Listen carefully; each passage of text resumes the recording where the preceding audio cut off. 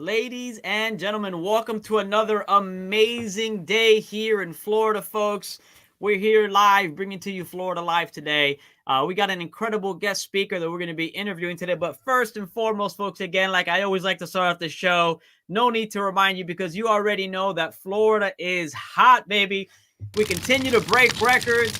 We continue to push Legal Shield forward, setting the pace, blazing the trail for everyone to follow. So I'm incredibly proud of all the hard work that you guys do day in, day out, because we're definitely breaking records, and I'm extremely proud of you. But folks, stay tuned. Don't go anywhere. We got some amazing announcements that are coming up after your favorite segment, folks, Interview with Success. Let's go ahead and slide into everyone's favorite segment here and introduce our co-host for the day. Actually, every Monday, he's our co-host, right? Regional Director for East Florida, master motivator, an incredible, outstanding individual. I am so blessed to call this gentleman one of my business partners and so excited to have him on here to interview our guest speaker today. So without any further ado, Mr. Jeffrey Lewis, are you there, sir? I'm here, Mr. Gonzalez, and I'm blessed to call you business partner as well. Thank you for having me, and I'm ready to go when you are. All right, man. Have a good time. Thank you, sir. Appreciate it. Appreciate it.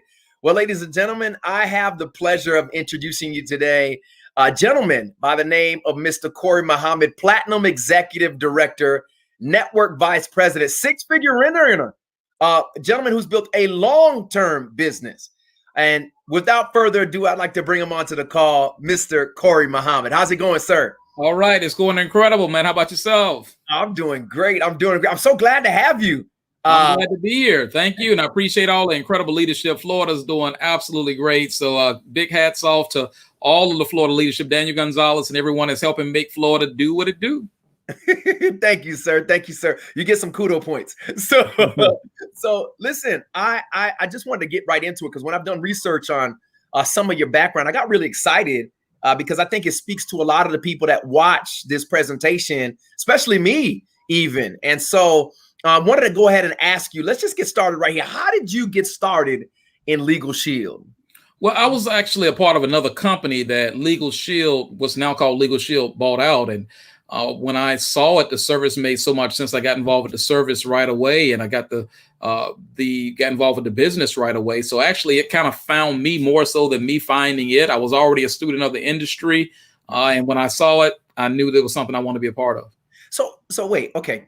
Here's my question, right? So you get started, and some people may know, may not know, but you were a single dad, right? And so you had two kids there, right? And you're doing this all by yourself, demanding schedule. How does somebody go from that space? Because we get so many objections. Now, I don't have the time. I don't have the income. I don't have anything. You actually got into this industry with all of that. And how did you make that transition? What spoke to you? What allowed you to say, you know, I can do this. I could balance all of that. What did that for you? You know, Jim Rohn talks about, and many of us know who Jim Rohn is, business philosopher. I mean, so many people love to hear Jim Rohn's trainings. And when I got in this industry, being a student of Jim Rohn and listening to Jim Rohn, but Jim Rohn talks about this thing called a day of disgust. And a day of disgust, when that comes, that's something that happens to you that just makes you, make something change in your life. And so for me, when I was a single dad, two beautiful children, and I remember I worked at the local phone company, and one of my children had a play at school. And so I asked for time to get off to be able to go to the play. And then my supervisor told me no. And I didn't like the feeling of being a grown man asking another grown person, can I get time off to go see my child? So that was one of the things that was a day of disgust. Now, that's not it. There was a lot of bills at the time. You know, I was living check to check, all of that. And so the biggest thing for me is the desire. I was looking for change. And a good friend of mine helped me get introduced to this, but I was really looking for change, though. So, okay, so you were looking. So that's the difference make. Okay. Well, how did you? I was looking. Yeah, I want to say I was looking, but I wasn't necessarily looking for this. I just knew I was looking for something that was going to cause me to change the current realities that I had in my life. That is nice. That is nice. I hope everybody's right. That is amazing. That is the big point there. Okay. So, Corey, let me ask you another question. How did you prioritize your time? I mean, I've heard so many good things about you, right? Upstanding individual, great dad. I mean, just a good man. How did you prioritize your time, so you could meet the needs of your family and the needs of your business and your job all at the same time until you were ready to transition? Like, how did you do that? Well, I mean, I like to be able to say, well, I had it all laid out and I did this, but that wouldn't be the truth. I mean, it wouldn't be the truth. When I started, one of the things I did do a little differently when I got started with this on my lunch breaks. I remember because I worked in a call center. And most people would take their lunch break and they would actually, eat lunch like most people do during a lunch break. And when you're in a stressful environment like a call center, they even had like a sofa in this special room because they know you had to decompress when you're on the phones like that. They like to have people have a chance to decompress. But I didn't eat on my lunch break. That's not what I did. I mean, I literally chose my lunch break time to be able to do the follow-up calls, to make the calls. Wow. Sometimes I had to work split shifts, meaning you go in for a few hours, get off, and then you had to go back.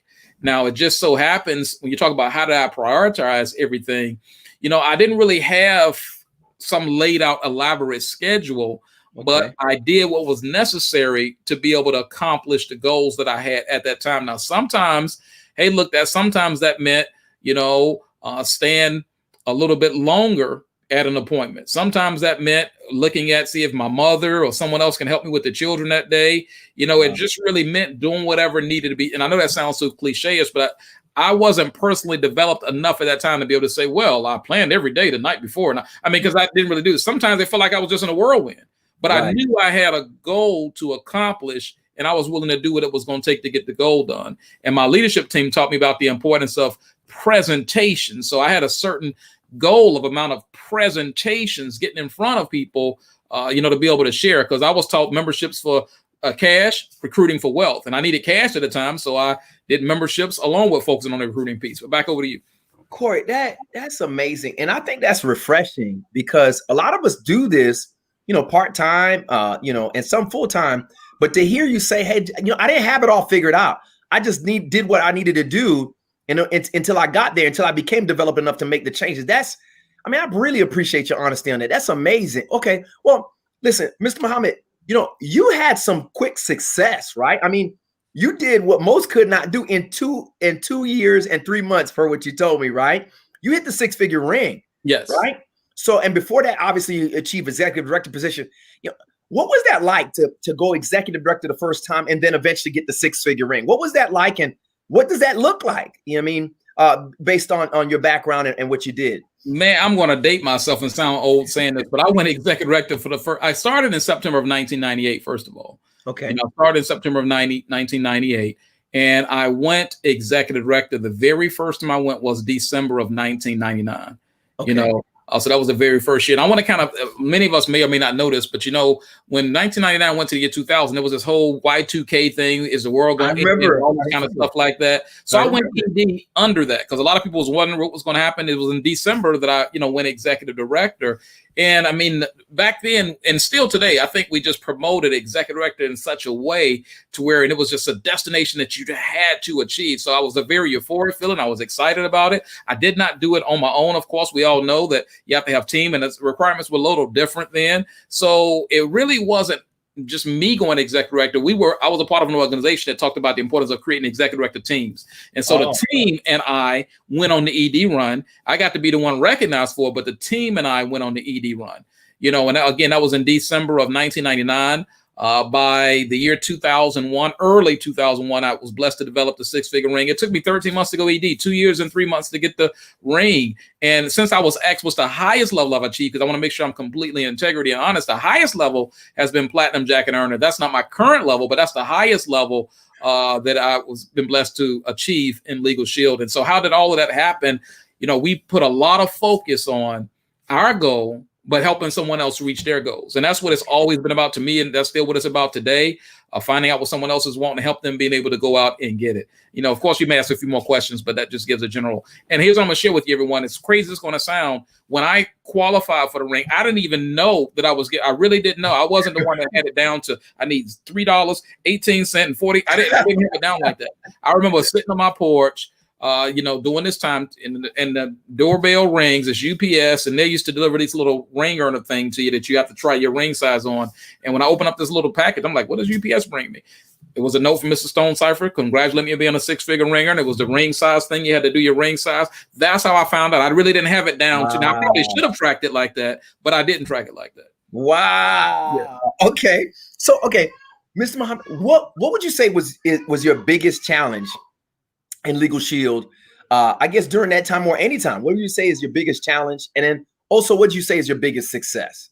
Biggest challenge, there's an old saying, leader of one or leader of many. If you can't lead one, then you can't lead any. My biggest challenge is just making sure that I lead myself. John Maxwell does all this leadership development stuff, but he said the hardest person to lead is yourself. And so the biggest challenge has been overcoming, it's crazy, this is going to sound, sometimes overcoming, overcoming uncomfortable feelings, overcoming sometimes confidence issues, even overcoming sometimes worrying about what people going to think and approval and all of that. So at different levels, you still deal with those kind of things. You know what I'm saying? Just trust me. Or at least some people do. I'm not going to say I want to put that on everybody. No, that was probably the biggest challenge. And you said, what was the other part? The biggest success. What's your biggest success, you believe?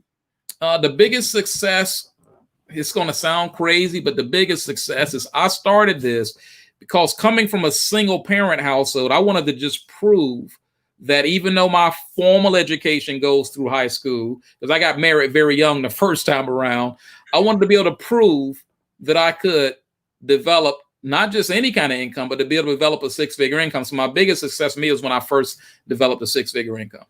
Wow. Okay. And it wasn't just for income. It was, again, growing up in the kind of household and having the kind of education, I thought I was always going to be stuck to $30,000 a year jobs, that type thing. And so getting introduced to industry just changed all of that. And especially when I found out that I could do it too. That was the biggest success. Let me ask you this. So, okay, so this is a major one for me, right? So you're working this job, as a call in the call center, and etc. You have this opportunity. You're doing what you have to do to kind of make it work. Not making excuses, and you're working on the personal development, creating this executive director team. It's a year later. When did you make that decision? Okay, now it's time to leave my job and do this full time. And I'm just going to be real. Was it a scary decision, right? And how did you get over the fear of, I have to kill what I eat kind of philosophy, right? I mean, if you don't work, you don't eat kind of thing. How did you deal with all of that? Often when I'm sharing my story, I mentioned that the first 6 months, I began to earn more part-time with Legal Shield than I was earning full-time working for the phone company. And I fired them before they could ever fire me. Now, but here's the part. Most people don't catch that. I said, actually, they were in a position of probably getting ready to fire me because I was, I didn't know what I was doing anymore. I was coming in a little bit late. So okay. I left before any of that could ever happen. Was it scary? Yes, it was a little scary. Now, my story is a little different. I love to be able to say I went full time and everything went great and income just kept going up. No, my income went down when I went full time because I realized I wasn't disciplined enough at the time. I remember one of the times, I'd never forget this, when I first went full time, I was about to leave a house and go to get a couple of appointments and just try to meet some people. And it just so happens that Eddie Murphy Marathon was on that day. And I remember watching 48 Hours and I said, okay, I'm gonna leave after 40 hours over with. Then another 40 hours came on, then Trade and Play. In other words, I lost that whole day. See, I wasn't disciplined. My income kind of went down for a couple of months and I went through some very challenging times. But then once I got it back together, I left the phone company. I started in September of 1998. I left by the time May came around, early May of 1999. I left a little early, went through a couple of little challenges, but by May 2000, I had my first 5-figure month because my income did go down, but I was able to do some things to get it back on track again. But to answer your question, no, for me, it didn't just go great once I went full time because I wasn't disciplined enough. I had to kind of really work on some things with that. And when I'm working with the team now, sometimes people go full time too early. One of my mentors taught me this, and I'll just share this. And everyone's different. Follow their own philosophies from your own team. Yeah, people follow their own philosophies from their own team. But I've got people now that come to me and say, hey, look, when is a good time to go full time? I say, well, hey, look, if you can take while you're working right now, if you can, for the next 6 months, don't touch your Legal Shield money. I mean, don't touch it at all. Pardon me, don't touch your job money at all. And for the next 6 months, if your Legal Shield money can pay all your bills and you have some savings, left over, if you're able to do that, and you do that for 6 months without touching your job income, then you're probably ready to go full time, but in a lot of instances, this is not always necessary. Yes, I did it. And I'm not going to say I did it too soon. But I'm just saying not everyone can handle that pressure.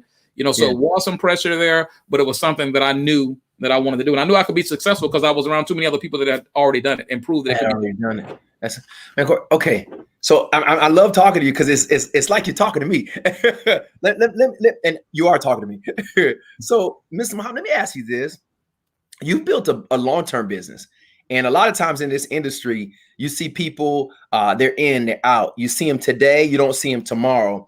You made a career out of helping people get access to the justice system and giving people, opportunities towards freedom with this business, right? So, what are the keys to building a long-term business like that? A business that can last? Because I think there's a large testament to that, right? I mean, some people get this, popcorn success and everybody gets accolade, don't see him anymore. But Mr. Muhammad, you've been here, you've been doing it. How do you build that long-term business that continues to, pay your family for years to come like that? What are some of those keys?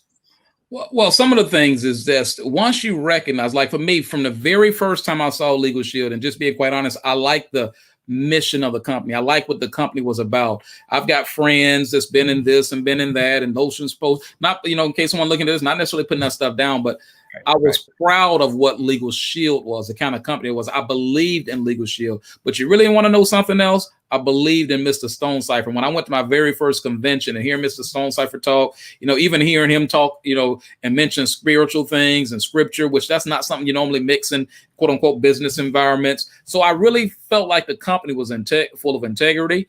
And the leader, the support team that I had, all of them hung around too and built successful businesses. So it really made it kind of easy to build a home here.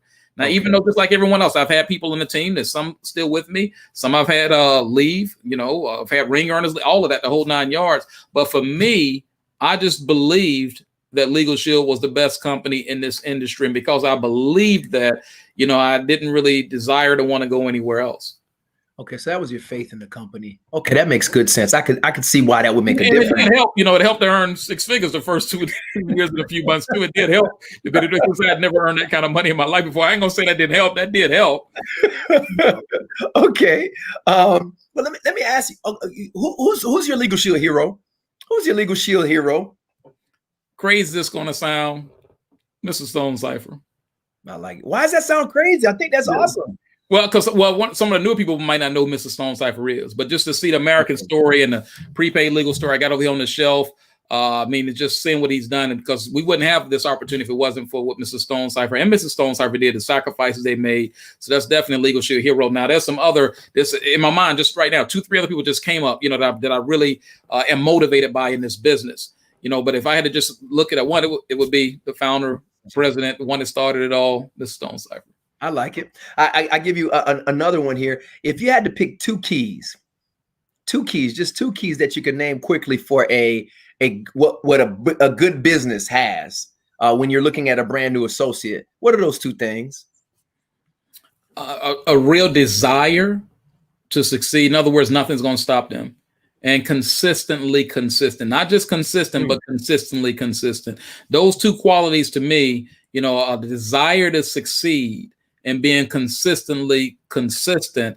Those are two things that I would just say is important. Yes, coachability is definitely key too. But the reason why I'm mentioning those two, because if the desire is there and the person's going to be consistent in whatever they're being shared with, they're eventually going to have success. Now, so I would mention those two if I had to limit it to. There's some other ones I could think of, but if I had to limit it to two, those are the two I'd say. And my next question is 45 days left roughly in the year. Are you still charging towards a major goal? And if so, what is that? Yeah, you know what? I'm glad you mentioned that because quite frankly, there was probably about a good 5 or 6 year period in my legalship business. I was still at every event, all the meetings and all of that kind of stuff. But I wasn't necessarily just driving to build. And about maybe a year, and I say maybe it's been about 2.5 years now, just been really personally focused. Like last month, I had more Performance Club points than I've had in a long time, a long time. A certain amount of, some people do this all the time, but, I have 4 personal recruits, just focus. Nice. So the fact that I am driving towards a personal goal, I was platinum some time ago, and haven't been that in a long time. So my goal right now is driving back towards platinum. It's work, it's work involved, but it's a good work because some people on this Zoom are driving towards executive director or driving towards senior director or whatever. So that's the goal that I am focused on before the end of the year is creating, the executive director list that I'll need to be able to requalify back to platinum since it was such a while since I've done it. So I want to say one last thing. Do you have any final words for us before we close up here in the interview for the people that are watching all over the state of Florida? Yes. First comes the will, then comes the skill. First comes the will, then comes the skill. So many of us get impatient. We want microwave success. We want it right now. We want it right now. We want it right now because we see somebody else that got it right now. Or we see somebody else that did this to see that. Everybody's different. We're not in a competition with anyone except for ourselves. That don't mean we shouldn't do the best we can do. But that would be the thing. And I would say is that, hey, first comes the will, then comes the skill. And just make sure we know that we're giving our best at whatever it is that we're doing. And I'll just close on this GPA, because some people in school right now, some people back in school, GPA. So like I got a teenager now, I got 2 adult children, but I have a teenager. So GPA through remarrying a few years ago. So when I'm talking to the team, I ask them, what's the GPA? So I will leave everyone asking you, everyone, what's your GPA? And GPA, what I'm talking about, though, what's your goal? That's the G. What's your plan? And that plan should be by someone that knows how to help you get whatever that plan is, because that means they've done it before. And then the A in that is, what are the action steps, the income producing activities, action / accountability. So when I'm reading with someone, talking to someone, they know if they're working a part of my organization, we talk about the GPA. Hey, what's your GPA? And we talking about the goal. We're talking about the plan, or put together a plan. We got the action steps to back up the plan. And we got accountability, which is our constant communication to help make that goal become a reality. Mr. Muhammad, it has been as they say, a plum-pleasing pleasure to be interviewing you today. Ladies and gentlemen, as always on Monday night, we've had another interview with a successful individual that has given us so many keys and facts. And that's it on Interview with Success. Back to you, Mr. Gonzalez. Awesome. Thank you so much, Mr. Muhammad, for spending some time with us today. Mr. Lewis, again, always bringing the fire, gentlemen. Thank you so much. And as soon as he said Mr. Solencipher and he mentioned the book, everyone should get this book and learn the man's journey. You think you got it hard now? You got to read this. You want to build a fire under your, get that GPA moving up a little bit? Learn how we got started and realize that you're in a much better and easier place to build a massive, successful business. So again, Mr. Muhammad, thank you for always bringing it real. And Mr. Lewis for always bringing that fire. Have a blessed night, gentlemen. Thank you. Have a good one, Mr. Muhammad. Yes, sir. You too. All right. Take care, guys. So again, amazing times right now on Legal Shield. That was Mr. Khor Muhammad, who has reached the level of Platinum Executive Director, as he so graciously mentioned that he's not currently there, but he has reached that position. And I don't want anyone to forget about the November incentives that we have in place right now. There are a lot of incentives for you to be taken advantage of. So much I can't go over in these last 5 minutes with you folks, right? Just get on, go to lsengage.com. Make sure you understand what's available to you. Look, that trip that we got coming up, our summer getaway right now, you could be earning extra points. And one massive incentive I really want to laser focus on right now is a way that you could win it before anybody else does. You could lock in a free trip, right, on our summer getaway by simply recruiting 4 associates, helping 2 of those associates get Fast Start qualified, and then helping 1 of the associates advance to the manager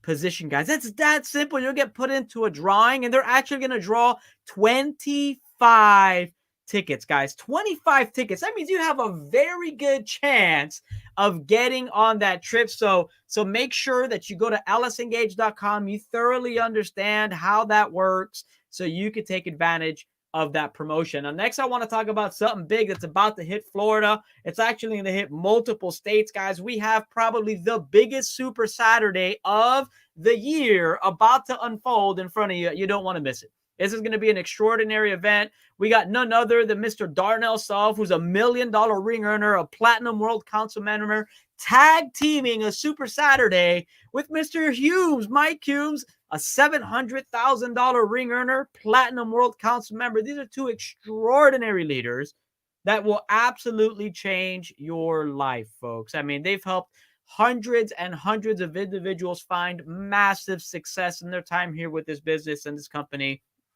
So you don't want to miss it, right? The way you get there is LegalShieldSoutheast.com, LegalShieldSoutheast.com, right? You don't want to miss this event, November 21st, 11 a.m. Eastern time. Be there or be square. Again, every week we have regional trainings in your region. Look for your emails. If you can't find any emails from your regional director, then please go to LegalShieldCalendar.com, click on Florida, find what region you're in, and get plugged into your local, regional, weekly training / meetings, folks. It's so important to lock arms with the local leadership. And then last but not least, we're here every single Monday night to bring you nothing but the best, the top brass and Legal Shield, to share some tips and some nuggets on how to build your Legal Shield business, folks. You guys all have a blessed night, a blessed week. Let's invite like crazy into that Super Saturday we got coming up. And I hope to see you all on next week's Florida Live. Take care.